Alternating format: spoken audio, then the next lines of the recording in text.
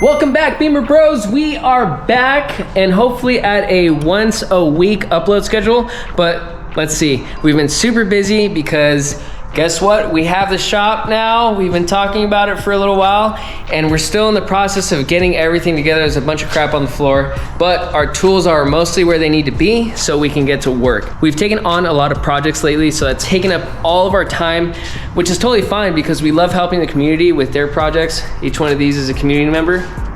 Well, that's mine, but there are more cars parked outside just for us to work on and get back on the road. But anyway, my brother and I want to thank you for all the support. I think we say this in every single video, but it's worth mentioning that we both appreciate you guys very much. We've had merch orders, we've had parts orders.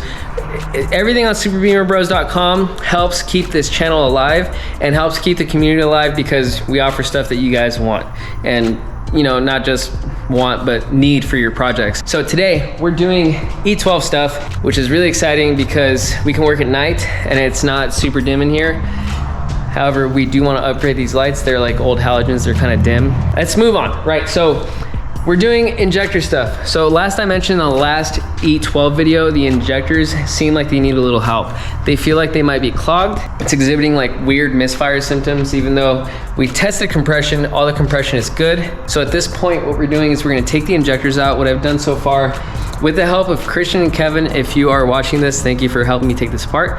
Christian actually owns the coupe back there that we're building for him, and Kevin is his friend, but our friend now too, because he helped us out. Thank you very much. Injectors need to come out. So we've taken the manifold halfway off just to get to the rail easier and remove the injectors. I've never dealt with E12 injectors, so this might be a little challenging, but we're gonna take a shot at it. We're gonna plug them up into our new AUTOOL injector cleaner machine. Pretty cool. There's plenty of videos on the internet of this thing and it works pretty well. Best bang for your buck, I'd say. While this isn't like a top of the line, I think I've seen $3,000 injector machines. I think this will do the job. Plenty of people use this. I've already tested it plenty of times and I think it does wonders. So we're gonna try to plug it into this rail up here. It might be challenging because of the way the injectors are designed, but we're gonna try to take it apart and make it work. If not, then we're just gonna have to order new injectors. But let's hope it doesn't come to that. Let's see if we can save these.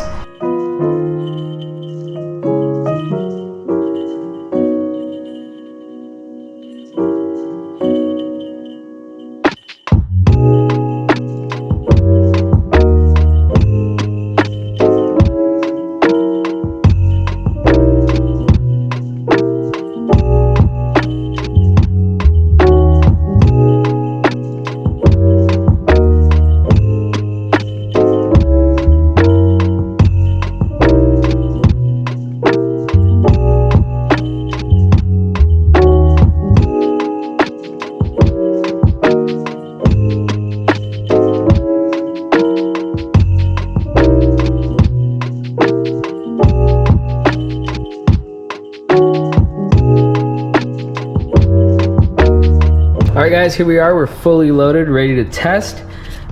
Disclaimer, I cleaned these two, but honestly, the stream didn't seem so bad. These two are 5 and 6. This is 1 and 2. 3 and 4 are back here. So what I ended up doing to be able to test these is lopping it off, because this is dry rotted anyway. I'm hoping I can change this. I'm pretty sure it's just like a hose barb in there, but lopped it off. As you can see, it's like a fuel rail that presses down on it to get it to seal. So far it's worked, and let's check it out.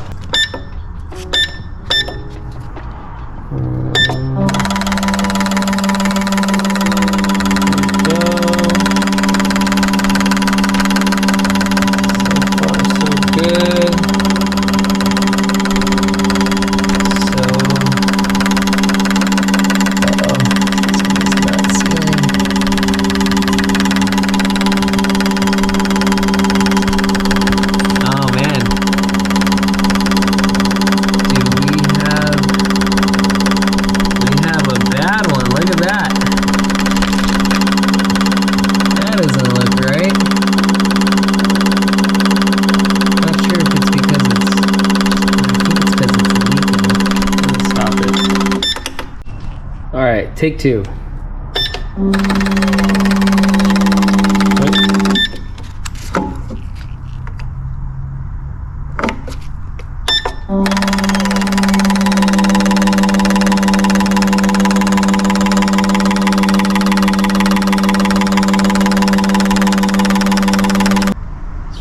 Acceleration test.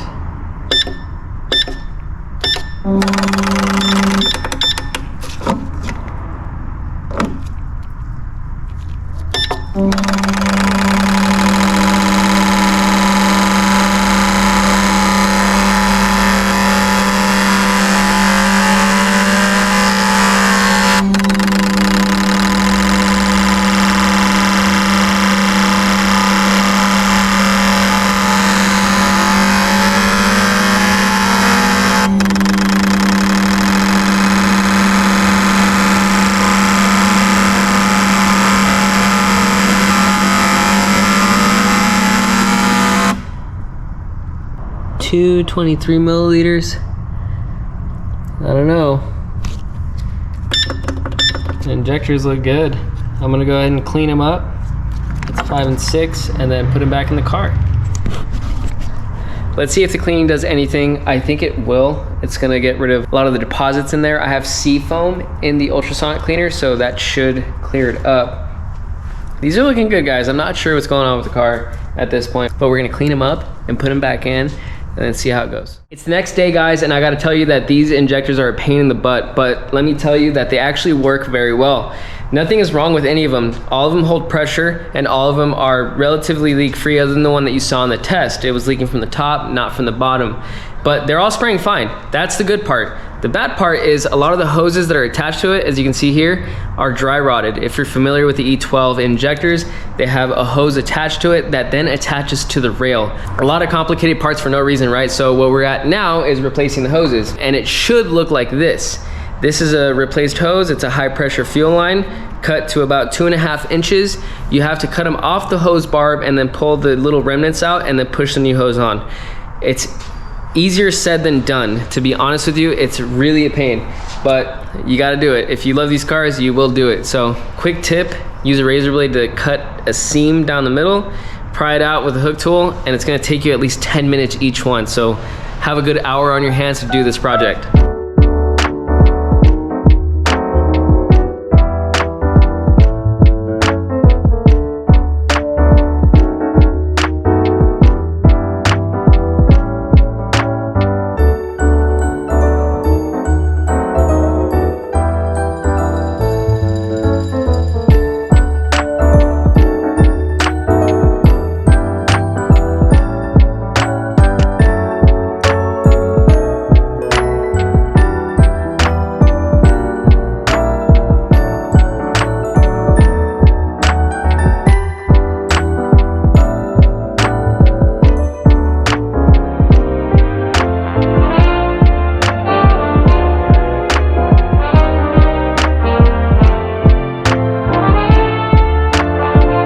They're all done, all cleaned up. I'm gonna wipe them off and just put them back in. Pretty self-explanatory to put back in. You just reattach to the fuel rail, put some clamps on.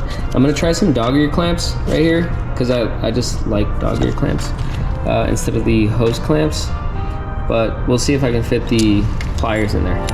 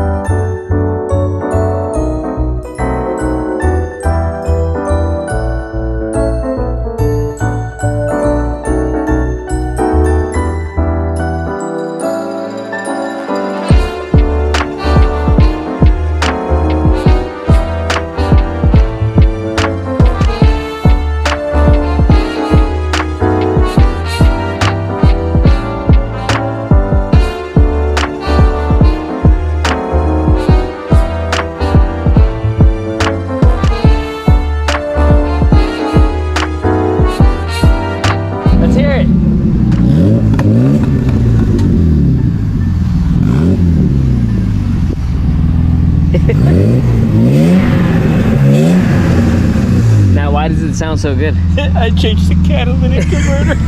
And there isn't an exhaust leak. All right, now we're moving on to the AFM issue.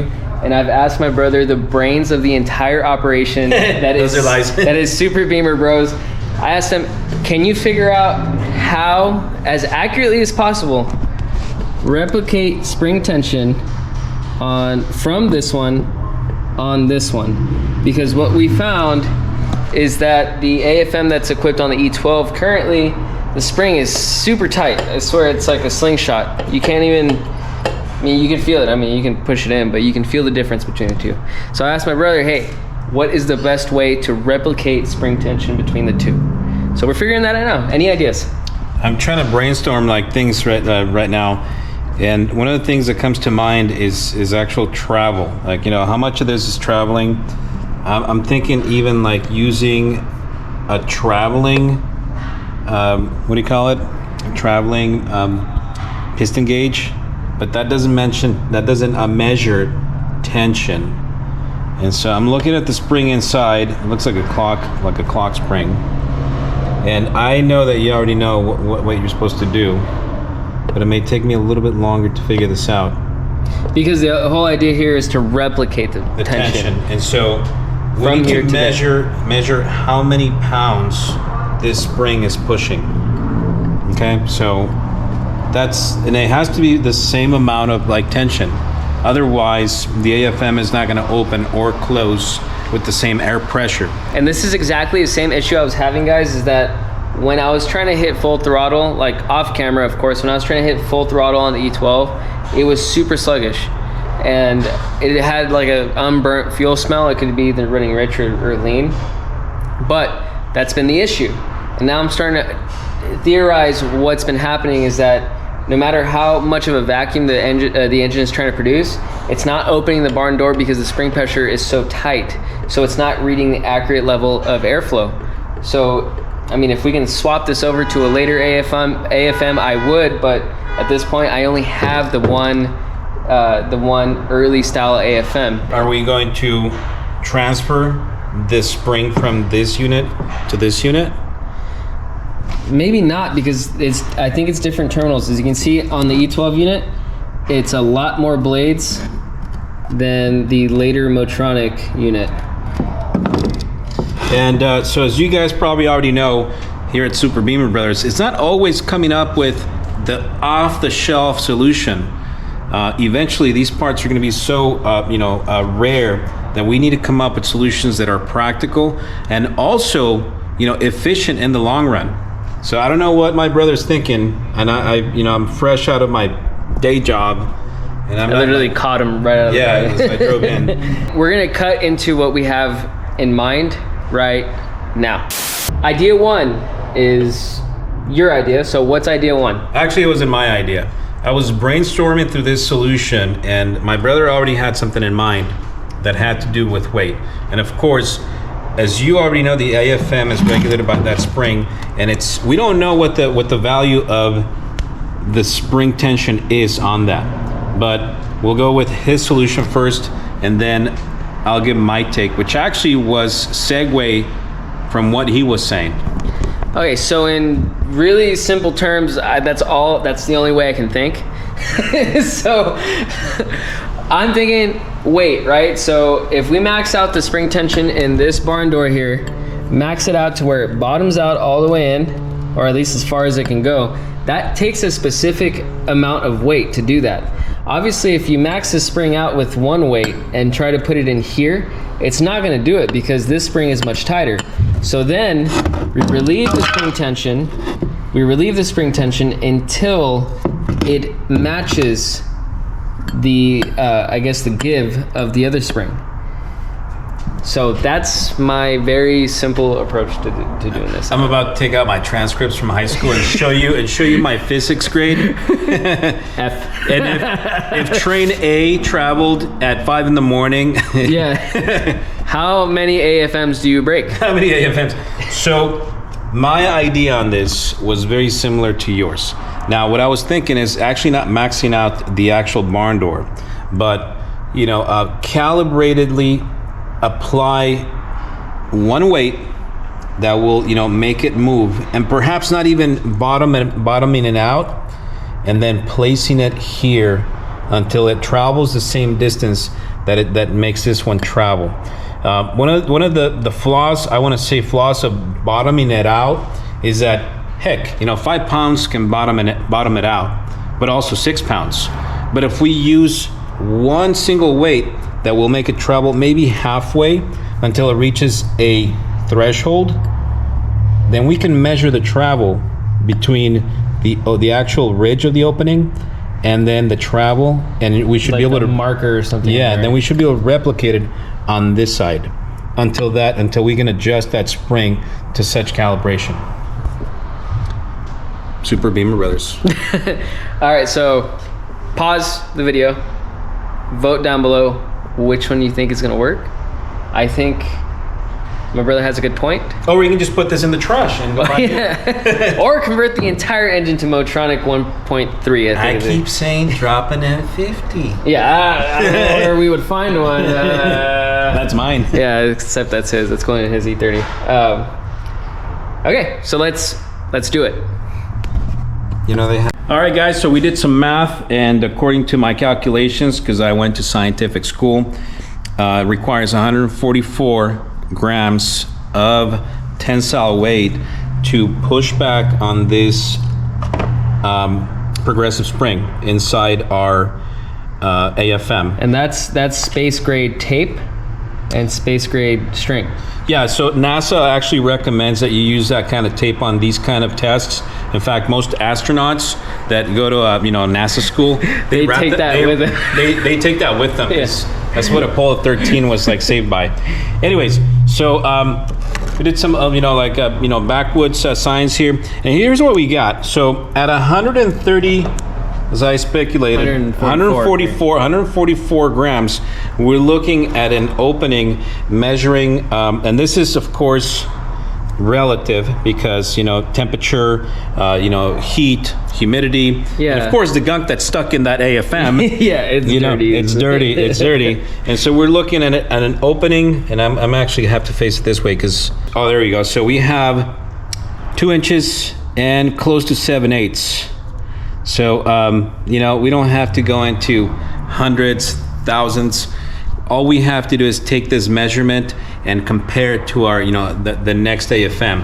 And so as you can see, our, vacuum tested weights, are doing the job right here. So it's These are the same weight. These are the same weight. Yeah. And so now we have to adjust, and I'm not going to do this myself. My brother is. He's going to adjust the lever inside, actually the gear, to release some of that tension on the AFM.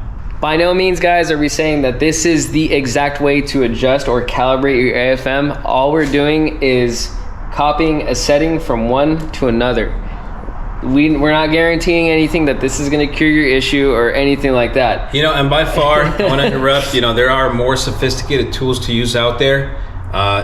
Something that would probably measure the actual tension on the AFM directly. Yeah. We're just not there yet. We're actually we're thinking about doing a GoFundMe so you guys can fund our next science lab. Well, all jokes aside, I'm almost positive there's a Bosch certified way to do this, and I'm sure there are companies, I think even CA Tuned or Cat Tuned, however you want to say it, they do refurbishments on these things. So if you guys have any questions on how this is done professionally, I would reach out to Igor. Shout out to Igor. Shout out to Igor. You're the best dude. We recently have hooked up with CA Tuned, so anyway, more on that later. But yeah, AFM recalibration, let's do it.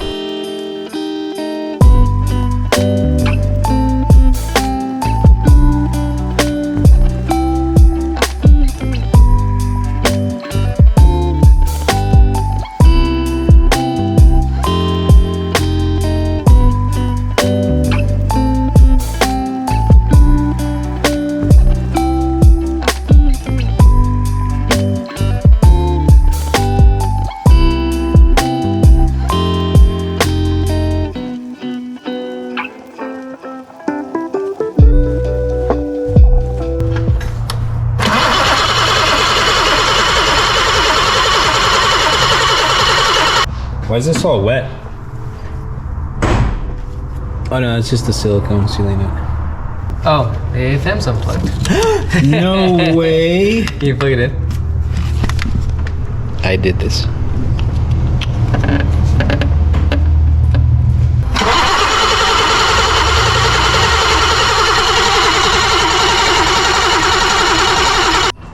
All right, guys, turns out that 2 of our grounds were loose.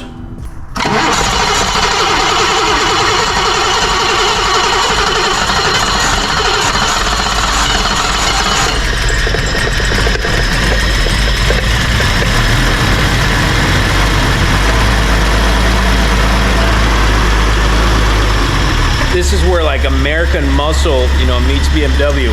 Using a timing gun to find the proper timing on these engines.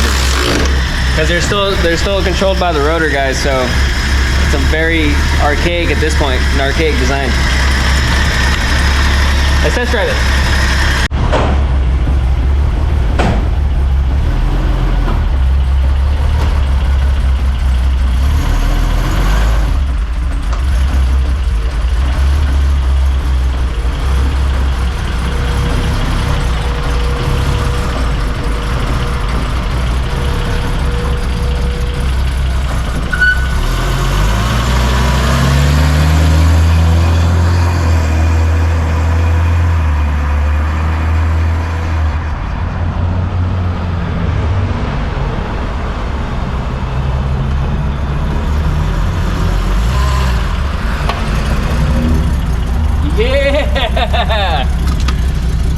That was it, guys. The AFM was calibrated wrong, I guess. It runs super sick now. It actually accelerates. Look at this. Oh my gosh. Is that my grandma? That's my grandma. Thank you for tuning in. We really appreciate you viewing the videos. All the support. We always say it, we appreciate all you guys do. And if you want to get back to the channel in any way possible, do what other people have done already. Get some merch, get some parts, superbimmerbros.com in the description. Remember to like, share, and subscribe, and see you in the next one.